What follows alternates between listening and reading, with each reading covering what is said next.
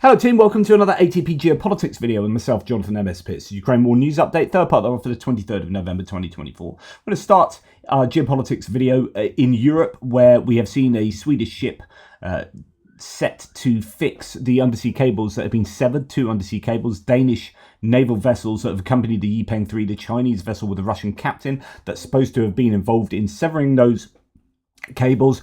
Not quite sure what the latest is there, but a Russian missile corvette has stopped in the Kattegat Strait between Denmark and Sweden to monitor the situation of the Chinese cargo ship Yipeng 3, suspected of cable violations in the Baltic Sea. Russia has denied its involvement, but it's pretty clear why their corvette is there.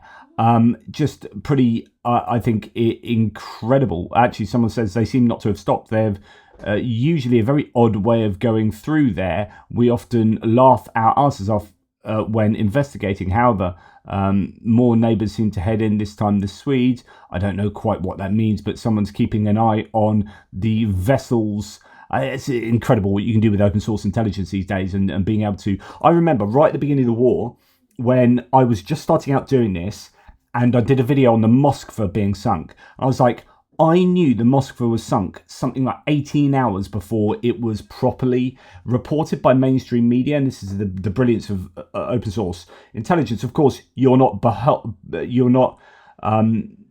to publication rules, so it can be very dodgy. People can end up publishing all sorts of stuff that is inaccurate and just hearsay and rumor. But when you're hearing the live transmission of the Mayday calls, the distress signal coming out from the Moskva, you're thinking, and you're putting together all these things, and people have got satellite imagery and tracking data and whatever. You're like, wow, I've got a pretty good idea from all of this stuff that I'm hearing that Moskva has been sunk. But the mainstream media are waiting, checking, and it's just incredible that that major incident, we were able to report that sort of a long time before mainstream media did. Anyway, the point here is that you can go and track these vessels in whatever sea you are looking them over in. But this is the Russians obviously more concerned with this vessel than they would be had the vessel had nothing to do with anything, right? I think this gives us a sense that perhaps that vessel was indeed involved in severing those cables. Anyway, let's move on. Jay in Kyiv says, is there a US embassy on Earth that isn't loaded with Russian spies? This is in response to Norwegian authorities arresting a security guard employed in the US embassy in Oslo for espionage on behalf of Russia and Iran. The man is in his 20s and was detained on November the 21st and is currently cooperating with investigators. Well, actually, it's probably worth bringing in the fact notes, not this one. Here it is. 22-year-old British man Jake Reeves was admitted on Friday, or did admit on Friday, that he carried out an arson attack on a London commercial property linked to Ukraine. So this is a hybrid warfare that's going on in our own countries, with undersea cables, espionage in Oslo. Here we have the guy that set fire to some warehouses connected to Ukraine in London, paid by some Russians. So he admitted that he had accepted pay from a foreign intelligence agency in a case prosecutors have linked to Russia. This is happening, and yet we kind of go, well, it's not enough.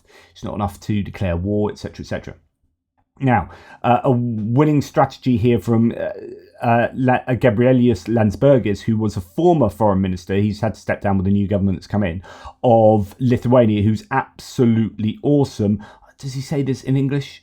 It is fair to say, yes, that the strategy of the way that we helped Ukraine during the 3-year period, almost 1,000 days, has failed. Peace through de-escalation is a failing and failed strategy. We need a strategy that would come from strength. And when I'm talking strength, I'm talking weapons, I'm talking about real removal of all restrictions, and actually a winning strategy. From the winning strategy, we could come to a point where all the phone calls, everything would actually make sense. Because now they don't. Because we are still in the de-escalation strategy mode. And that has failed. So I'm hopeful that we can put a stop, end to this, and really come back with the new strength, with the new administrations, to this situation and find an actual solution. We really think he's awesome. And it's great to hear such a solid defense of Ukraine and a call that is, you might see, is somewhat controversial, that de-escalation is not the way forward. De-escalation is merely a way to allow Russia to get what they want. If you de-escalate, then Russia push themselves into that kind of power vacuum or take advantage of that. A de-escalation only works if the other side are intent on de-escalating as well. And de-escalation is Russia getting the frick out of Ukraine. And if that ain't going to happen, we need a different solution to the problem. And that's what Landsbergis is talking about. Now, I find this fascinating. Robert Fico apparently saying, according to Max24, quote, more and more evidence is coming from the West for various reasons, that the West, for various reasons, wants to continue the war in Ukraine. In the end, I think that the war suits Zelensky because aid is constantly coming to Ukraine. It's an interesting position because actually I worry about continued support from the West. So if you've got Fico, who is a friend of Putin, saying actually it's looking like the West is in this for the long haul and there's more aid coming from the West, then it's not that I want war to continue for longer. I want the situation to be resolved such that Ukraine prevail, right? Ukraine has victory. As much as possible, they need victory. And if that means that fighting has to go on a little bit longer, then fighting should have to go on a little bit longer. So it's interesting that Fico is saying this. Now, Jackson Hinkle, who is a plum wingnut, who's gone deep in the pro-Russian ecosystem. He is an American who started off being sort of all a bit pro-Russia. He's now visited Russia. He's visited Donbass and Zaporizhia. He has now started extolling the virtues of the American Communist Party. He's gone right off the deep end. He's on Talk TV. Now, Talk TV is this UK kind of answer. You've got GB News and Talk TV that are both trying to be the Fox News of the UK to appeal to those right-wing audience. And this is where you're worrying about spreading information that might profit Russia as opposed to Ukraine. Anyway, you've got a couple of people on here. And although he keeps calling him Jason Hinkle, I love the fact that they just shut him down here. This is great. So I think the world would be a lot better off if Putin fired one of those Orishnik missiles right at 10 Downing Street. I think you're an idiot. Goodbye. Much more people. You're an absolute idiot. What if he fired it at the White House? You know, would you accept that? The White House? This guy Jason Hinkle, who is nearly Jackson, whatever his bloody stupid name is an American who, quite frankly, people say, oh, he's a bit like you. He's nothing like me at all. He's an idiot. He supports organisations that... No, I've said goodbye to him. When I say goodbye, I mean, don't worry about what the producer tells you. So on and so forth. Just brilliant. Absolutely brilliant. Good stuff. Shutting down. It's not like freedom of speech. It's like, if you're going to say Russia should be able to... it would be great if Russia bombed 10 Downing Street, then sod off. Just go away. Go away. Right, the opposition in Georgia has blocked Hero Square in Tbilisi in a protest against the results of the falsified parliamentary election. So that's still going on. Hopefully will continue. I don't know how big and powerful the protests are and how much energy they've got to maintain those protests. Right, really good news, but my goodness, how it's taken a long time. So Britain's largest bank, HSBC, which is a huge global banking player. The banking sector in the UK has traditionally been incredibly big, although Brexit did it a bit of harm, and a lot of it we saw go to Strasbourg and Dublin. But still, we are a financial hub of the world, and some of our big banks are big global banks, HSBC being one of them. I remember the days when it was Midland Bank, and I had my Griffin Savers with a pencil case and a dictionary. Them were the days. In fact, interesting fun fact, the IBAN of my bank account still has MIDL in, so the international code for my bank account has Midland still within it, so HSBC subsumed that. So anyway, HSBC. Another fun fact, I used to live in Hong Kong, and I saw the HSBC building being built when I lived there in sort of the late 80s as a kid. Saw that being built, and that's now the sort of global centre of the HSBC. Anyway, they finally halted payments from Russia to Russia and Belarus, or from Russia and Belarus, sorry. which is a long time overdue, as some saying. Jane Kiev says, 3 years into war, and Russians had free access to British banking until today. So Britain's largest bank no longer accepts payments from Russia.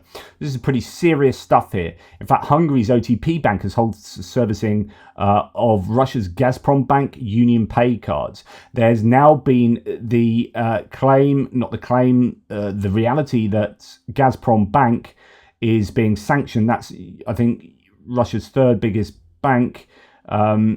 Has been sanctioned. In fact, Hungary has criticised US sanctions on Gazprom Bank, stating that they pose a threat to the energy security of Central European countries. Bloomberg reported on the 22nd, the move is an attack on our sovereignty, Foreign Minister Peter Shihato said, speaking at the Istanbul Energy Forum. Well, actually, Gazprom Bank members are now unable to use their cards. So US sanctions render Gazprom Bank cards unusable, even in Russian-friendly countries. Russian media report that the bank's cards are now rejected in China, Hungary, Vietnam, Kazakhstan, Turkey, the UAE, Thailand, Qatar, and even Germany. Gazprom Bank, one of Russia's largest banks, faces increasing restrictions.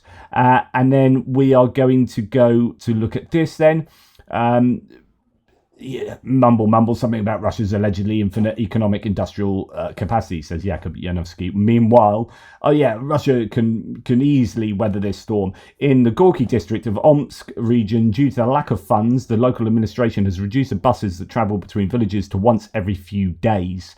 Other districts have already implemented such measures. Again, I've already been through a bunch of things this morning in my hits and losses video, looking at the Russian economy and how it's teetering. I just want to play you a little bit from this econ lessons. I've actually played you some stuff from his previous videos where he uses war game strategizing to work out how much industrial capacity Russia has and how the war will go and when the breaking point will come. So that's a fascinating analysis that we looked at maybe a year ago now. Well, actually, it's been a long time since I came back to him, but now, thank you, Bulgarian Viking from the Great White North has sent me this video, and we're going to pop into a few minutes of this to give you a bit of an understanding of interest rates and how Russia is in serious trouble. Oh, and by the way, we've all also talked about how Russia's ruble is tanking and it's looking exceptionally precarious. It's also worth noting that's not just against the US dollar, even against like the hryvnia, the Ukrainian currency, it is tanking. But in the intermediate term, what's more important as an indicator is the interest rate. And you can say, oh, the interest rate, I know that is 21% in Russia. So he goes on to talk about the interest rate, just to let you know what he's talked about in the first 4 minutes, and those are the trends. He said, you look at the 15-year trends for the ruble, the 10-year trend, the 5-year trend, the 1-year trend, the 6-month trend, the month trend, the week trend, the 5-day trend, the last 1-day trend. He said, honestly, it's all going down. The Russian ruble has been on a one-way journey downwards, and those trends are that trend is very, very clear. So that's the basis to what he's going to say next. It's not 21%. You say, oh, it's 28%, 29, 30. That's what entrepreneurs have to borrow at to make any kind of profit. It's not that. That's the bank rate. The true rate, or the natural rate, is infinity. The Russian interest rate is infinity. And let me explain. And that is a sign of a collapse. What an interest rate was, if you go to Bombovic or any of the early theorists of interest rate, they never said it was a bank rate. That's the Fisherian, very simplistic rate. You subtract it from inflation and that the bank rate, and you get the real interest rate. That's not the interest rate. The interest rate is an intertemporal price. It's the price on time. It's the price that you have to pay for waiting. So if I buy something, let's say, put it to this way, simple terms. I offer you 1 million ruble now or in the future, 1 year or 10 years in the future. How much interest would somebody have to pay you to wait on that? Or offer you $100,000 today, or $6,000 a year in the future? That's a 6% interest rate. I wouldn't I wouldn't wait anything for a year if I was holding ruble. I would sell it now and take it for real goods, for gold, for real assets, for potatoes. And that's what the Russians are doing. First, the real estate market went up. Now that's collapsing. It's a pyramid. Okay, it's too highly leveraged. What are they putting their money on? They're putting their money in the US dollar, number one, the euro, number two, it's Bitcoin. Bitcoin and crypto is going through the roof because that's the only safe haven they have. So again, interest rate is an intertemporal rate in which you trade money now for money in the future, and it's the price of waiting. Now, if I do explain it more complexly, that's the entrepreneur's price of waiting because he's thinking about capital formation and lengthening. But relevant to the collapse of the Russian economy, and the evidence is that you personally wouldn't buy a Russian real estate asset, you personally wouldn't buy a Russian bond, and you personally would not wait a year holding ruble in your backyard in jars, burying it, would you? What's the price somebody would have to pay for 1 million ruble now, or how much ruble in a year? Because, the ruble might not exist in a year. So there's no person on earth, sane person, that would take that. So I can make the claim that the Russian interest rate is infinity now, based on the time value. And it's incongruent, the bank rate and the natural rate. See Knut Wicksell. So what does that mean for the currency of the ruble? It means it's collapsing. And that if it hits 007, where it's game over. If it's 120 to 1, which is 0.83, it's game over. If it goes to in the eights, 0.8, it's 0.008 of a penny, it's game over. Let's watch it as it hits the 90s. Okay? It looks like it may sustain a little bit above 10, but it's going down. What does this mean for Ukraine? As long as Washington and the world stays strong, it doesn't lift the sanctions. This is why I keep saying don't lift the sanctions. It's the most important thing the US is doing presently. Ukraine's good. All they have to do is survive. And it will internally decay. Remember, the Roman Empire, 75% of the decline of the Roman Empire, and there's a claim that Russia's the third Rome. Some people say, America's... No, it's not the third Rome. The Rome, Byzantine, and then the Byzantine emperor and princess and everything is declining from the inside out. 75% of the decline was because of, or 80% internal problems, including monetary problems. You can read any history of monetary economics. The barbarians were just like icing on the cake, pushing it over. Straw on the camel's back in ancient Rome. And like my video the other day, the Ukrainians, I like it that the Russians may refer to them as wild. Yes, because they're freedom-oriented. They're the ones that are going to bring it down. So the ruble, as long as Washington doesn't lift the sanctions and give back $300 billion in Russian assets, that has to go to Ukraine. That has to rebuild. It's a matter of, I was wrong. I was saying the end of 2026, it's a matter of 2025 sometime. It could be a matter of weeks or months. Because the tape tells all. If it broke resistance, there's something going on behind the scenes that we don't know about, and it's secret. And that's the idea of trading on technicals. You watch the trend. My name is Mark Bernot. I'm a monetary economist. Have a great day. Thank you very much. Interesting stuff. So the Russian economy is looking precarious. Okay, now we're going to look at what's going on in the US. Really interesting that Bloomberg reports that Putin's assassination targets have been revealed in declassified memo. So the Office of the Director of National Intelligence has released a long classified memorandum shedding light on the targeted killings of Vladimir Putin's political adversaries following nearly 8 years of persistent public records efforts. Now, I don't think the timing of this is at all coincidental. You've got someone coming in possibly as a DNI, the Director of National Intelligence, who is a pro-Russian simp and pro-Syrian simp in Tulsi Gabbard. You have a growing sense of support for Russia from the incoming administration, and we could look at any number of the people that are listed for coming in here and thinking, okay, this is a bit of a problem. Tulsi Gabbard, you've got Sebastian Gorka. Oh my goodness, these absolutely terrible. You got any number of these can have either been somewhat muted on Russia or outright problematic. Okay, so why is this being released now? Well, I think this gives real grist to the mill, real ammunition for people to make the case that Russia are the bad guys. Prominent critics of the Kremlin, and Putin in particular, seem to have a terrible habit of dropping dead under very suspicious circumstances. Some fall out of windows, bludgeon themselves to death, are poisoned, or are said to have committed suicide in ways that defy logic, such as stabbing themselves.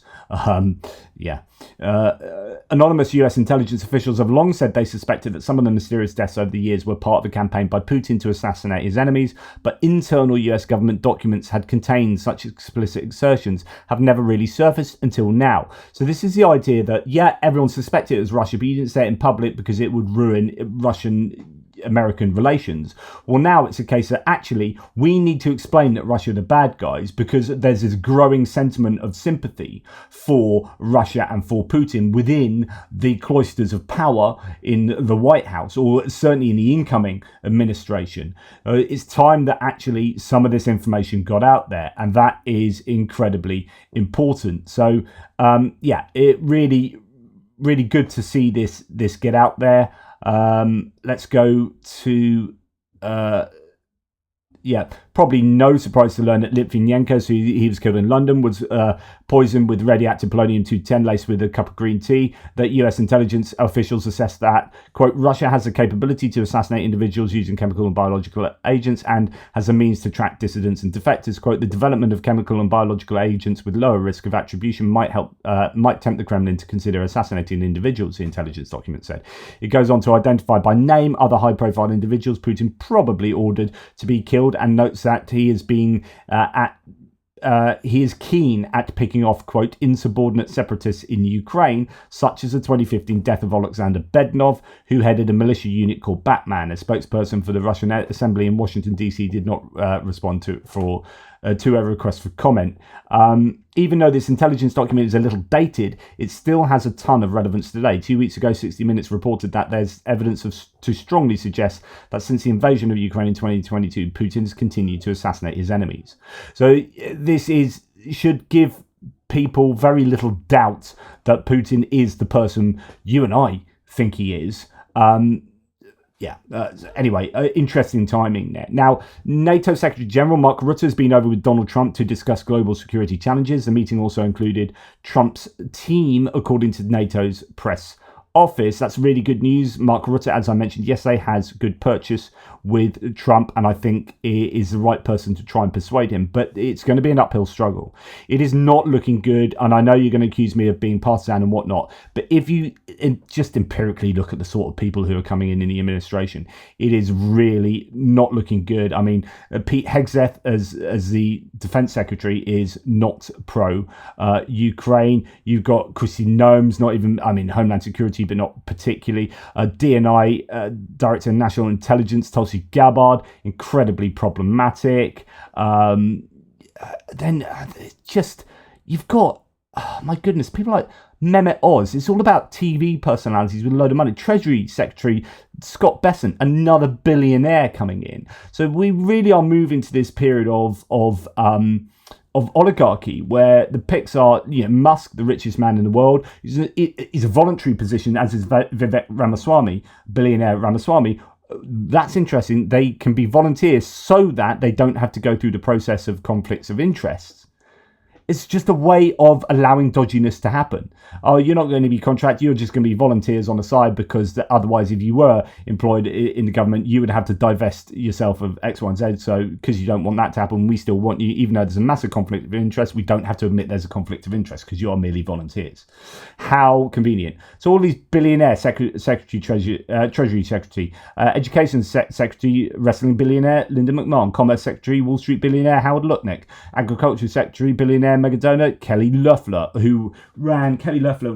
ran for against was it Warnock or Ossoff in Georgia. Anyway, she back a couple of years back didn't succeed. Interior Secretary billionaire Doug Burgum, Energy Secretary mega donor fossil fuel executive Chris Wright, Centers for Medicare and Medicaid Services multi-millionaire TV personality Dr. Oz. So much for draining the swamp. This literally is the swamp. But anyway, yeah, really problematic when you've got a bunch of people who are not exactly pro-Ukraine, but also Project 2025, which is written by essentially Heritage Foundation, who are anti-Ukraine, kind of pro-Russia. I've written articles on that, and I've talked to you previously about Heritage Foundation being thoroughly problematic.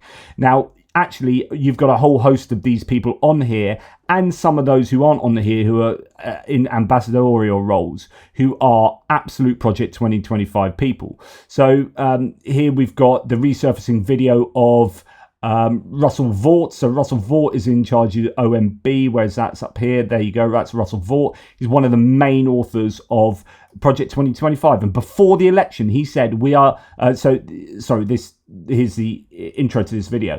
We are resurfacing this video. Russell Vought saying Donald Trump will implement Project 2025 because he was just tapped to be the new head of the Office of Management and Budget. Donald Trump lied to the American people. So you've got, I mean, it's a 9-minute 51 set or 10-minute video. So yeah, not going to go through that. But Politico has written an article. Trump once shunned Project 2025 as, quote, ridiculous. Now he's staffing up with them. And just in the last few days, you got Tom Homan, who's one of the authors as the border czar. You got Brendan Carr, Pete Hoekstra, John Ratcliffe, so on and so forth. You got all the Russell Vought, Howard Lutnick, all of these people who are Project 2025 authors are now being stacked up in the administration, either in a Senate confirmation required section or no confirmation required. And what is worrying about no confirmation required, and by the way, even Vice President J.D. Vance wrote the foreword to the main guy from the Heritage Foundation, and Project 2025 wrote the foreword to his book. But anyway, Sebastian Gorka is my big worry here, who is a deeply horrible individual and problematic for Ukraine. So anyway, moving on. Not moving on. We're going to come back to that. So Tulsi Gabbard, Donald Trump's pick to lead the intelligence community, was briefly placed on a TSA list that prompts additional security screening before flights after her overseas travel patterns and foreign connections triggered a government algorithm earlier this year, CNN has reported. She is just an insane pick for DNI, but I've told you that already. But it's just like more news is coming out that she's insane. Like, she's triggering all sorts of warnings because of her travel destinations and patterns and who she's in contact with. As Jim Stewartson says, the normalization of this treasonous regime is wild. Tulsi Gabbard said she would drop all charges on Russian citizen Edward Snowden, who somehow got top secret documents from Mike Flynn while he was DIA director, just before he enabled Putin to invade Crimea. What a sad joke. So Punchbowl News, Gabbard nomination puts Senate GOP in a bind, which is, I think so some people are saying, okay, now that Matt Gaetz has pulled out, who is least likely to get in? Fingers crossed it's going to be Tulsi Gabbard, because I think that will be really challenging for the intelligence community. I think it's desperately ridiculous for American national security interests and the ability to work hand in glove with the Five Eyes, with the EU, etc., etc. Donald Trump is considering tapping Richard Grenell, his former intelligence chief, to be special envoy to the Russia-Ukraine conflict, according to Reuters. Grenell in July advocated for the creation of, quote, autonomous zones. He would not be in favour of Ukraine joining NATO in the immediate future. So you just got person after person getting selected. There are some who you're like, okay, that's all right. Right, so we can go back and look at, say, Marco Rubio up here has been pro-Ukraine, but has since actually, gone more in line with the MAGA approach. And there are a few others. Mike Waltz is okay. Not sure about John Ratcliffe, the CIA there. A few of them are just about all right, but some of these others, there's Dan Scavino, he's another Project 2025, I think. Is it Scavino or... Yeah, I think so. Anyway, Mike Waltz there is is all right for Ukraine, but I am just deeply worried about a number of these people just not being good selections for Ukraine. In fact, John Bolton here casting his opinion. Can I get your take? Because we were just talking about all the announcements that came out tonight from Donald Trump. It was a flood of them for a lot of cabinet picks. One of them is a name that I believe you'll be familiar with, Sebastian Gorka. He was previously working in the White House before with NSC. He's someone who worked with Steve Bannon. He was forced out when General Kelly came in as the chief of staff. He has been named as a deputy assistant to the president and senior director for counterterrorism. What's your thought on that selection tonight? Well, Sebastian Gorka is a con man. I wouldn't have him in any U.S. government. Fortunately, it's not the highest position he had been mentioned for, but I don't think it's going to bode well for counterterrorism efforts when the NSC senior director is somebody like that. And this is why, obviously, everybody is now focusing on the top jobs. But the questions of who are the deputy secretaries, who are the undersecretaries, and so on, really good point, is also going to tell us a lot about who's actually running the government. What you called him a con man. What's your? Tell us why. Well, I tell you, he needs a full-field FBI background investigation about his educational claims and things like that. I think he is a perfect example of somebody who owes his position purely to Donald Trump. He doesn't display loyalty, he displays fealty. And that's what Trump wants. He doesn't want Gorka's opinions. He wants Gorka to say, yes, sir, and I am fully confident that's exactly what will happen, no matter what it is Trump says. I'm sure he will have a lot of thoughts on those comments from you. But on interesting. So Sebastian Gorka, I mean, this was my reaction. Some random on Twitter saying, holy F, Seb Gorka is his pick to be Senior Director for Counterterrorism. Seb effing Gorka, who was denied security clearance in the last Trump administration. Seb effing Gorka, who has ties to Nazi-allied organisations in Hungary, the Director of Counterterrorism. I mean, this is a bad pick. You just go and look up Sebastian Gorka and all of his opinions and links. Sebastian Gorka, why don't you just hand over all of our national security files to Russia? He'll probably copy them himself to save Russia on paper. This is just insanity, in my opinion.